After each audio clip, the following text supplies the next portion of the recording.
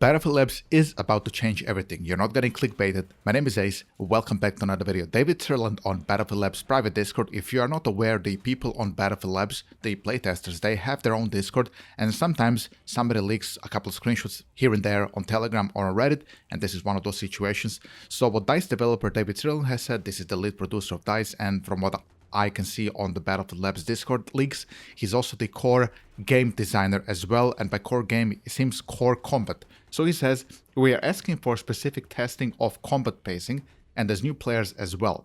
It's partially because we want your untainted opinion as new players, and partially because we want to collect data on what we call firefights. And he says separate undisturbed one-on-one fights for all types of guns. This is crazy.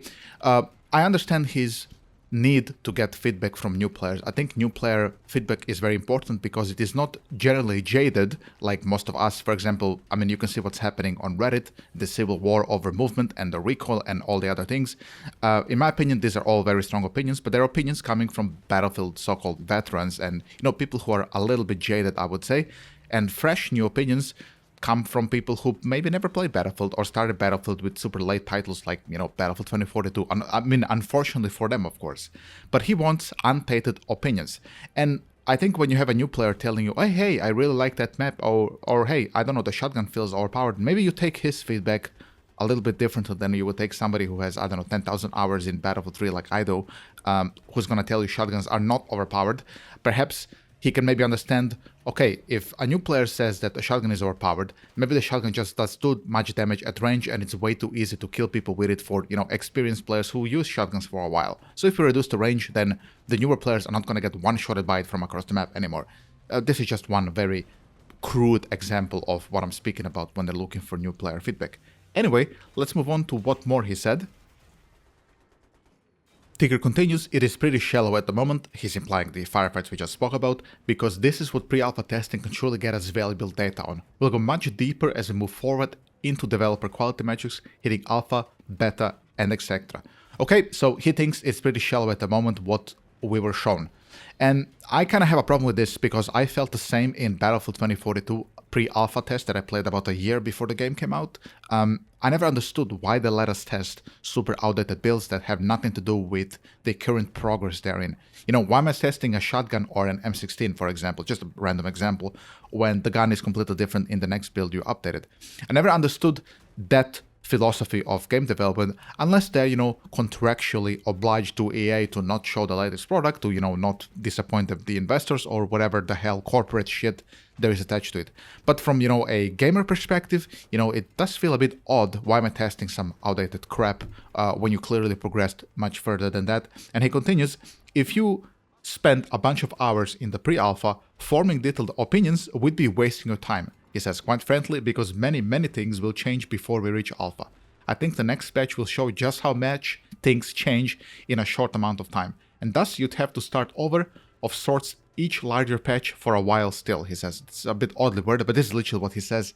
And there he confirms it that what people have been playing and leaks we saw is already completely outdated things, and it's even pointless giving opinions about it. But why, like I said, why then have a Battlefield Labs Discord where people are talking about these things? Perhaps this is, you know, the conspiracy theory a lot of people have, is that they themselves are leaking a bunch of things from Battlefield Labs just for marketing. It's just, it feels a bit odd. I felt, like I mentioned earlier, in Battlefield 2042, I was playtesting the tank. This was like a year before the game came out, as I mentioned. And the tank felt to have horrible input lag unless you were using zoom optics. I talked about this a lot. They assured me that, oh, you know, don't worry about it, this is just an old build, and we've heard this before. So I'm not trying to bash Battlefield 6 Labs here.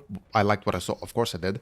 But, you know, these things, we must acknowledge there is some parallels here to what we were hearing during the Battlefield Labs, the Battlefield 2042 pre-alpha playtest before we actually got to play the full launch that came like 6 months or a year after that. And this now shares the same ideology. Oh yeah, you guys are just playing the old build.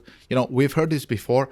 I'm just saying, I support them. I love what they're doing. I want to see something new. Give me the new build. Give us the new build. Invite more people to it, because they really aren't inviting more people. There's only like 600 people on the Battlefield Labs Discord from the videos of it that I have seen. So, you know, make a more, a wider pool of opinions, and then give us your latest build so we can see where you really are at and not testing outdated movement. For example, recently there was just a bunny hop clip being leaked on Reddit and everybody was losing their mind, even though in my opinion that bunny hop looked quite nerfed compared to the Battlefield 2042 version. He actually lost momentum when he pressed space twice, and perhaps it's for the best. I mean, I don't care. But if that's gonna change, then, show it now. If you already changed it and you already are openly, well, it's a closed playtest, but openly everything's getting leaked anyway, then you might as well just show where you are at now and try to, cull some of those concerns that people have. At least this is my, private opinion, and you have to let me know in the comment section how do you feel about this, testing a bit older version of Battlefield Labs. If you are a playtester, if you are not breaking any NDA, let me know how you feel about this now that there is official confirmation from him that everything you played is just a bunch of outdated crap and that you're wasting your time essentially. Let me know how you feel about that. If you made it this far into the video, thank you so much for watching. I really appreciate you. If you are new here, like I said, my name is Ace. I make Battlefield videos 2 to 3 times a week. I play all Battlefield games, basically all of them that are still alive, of course, with the focus right now on Battlefield 1, 3, 5, and sometimes Battlefield 4 and 2042. So if this is something you really enjoy, then consider leaving me a like and a subscription because you're going to be getting free content, and likes and subscription are free. And if you are a regular subscriber, then as always, I appreciate you watching. I really appreciate your support. You are the real ones. There's something else I have to mention from Vanek, the data miner who's been leaking a bunch of stuff. He also dug up some Platoon files in the Battlefield 6 Labs playtest. We don't know if it's going to be in the final game, of course. But yeah, of course, I would like Platoons coming back, because I also consider Platoons as type of a customization for Battlefield. In Battlefield 4, you could, wear your Platoon's emblem, you could wear your Platoon's tag, and, they had their own little corners of customization. If you were like a competitive player, for example, in 8v8 and 5v5 in Battlefield 4, people would come on your Platoon wall and would, say something, oh, congrats on winning this, that, and that, or they would shit talk you or whatever.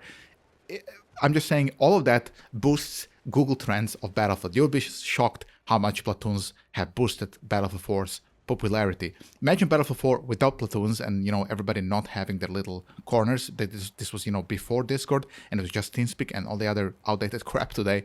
Battlefield 4 would definitely be, in my opinion at least, a little bit less without the Platoons. So if those are coming back in that type of style in Battlefield 6, I think that's going to be great for the game. I think other games don't have this right now, the best type of system that existed in Battlefield 4 and Battlefield 3. And like I said, it's gonna bind communities rather than divide them like it does. Yeah, we all have our own Discords and stuff, and that's not gonna change if Platoons come into Battlefield 6. But having something that's inside Battlefield where we don't have to leave the game to see what type of Platoons there are and what type of groups of people are playing here, it's gonna make it easier for people to find Platoons groups to play with as well. So that's the good news with the Platoons. Hope it turns out well. And if you enjoyed watching this video, thank you so much. Leave a like and a subscription. I'll see you in the next one. Bye bye. Have a great day.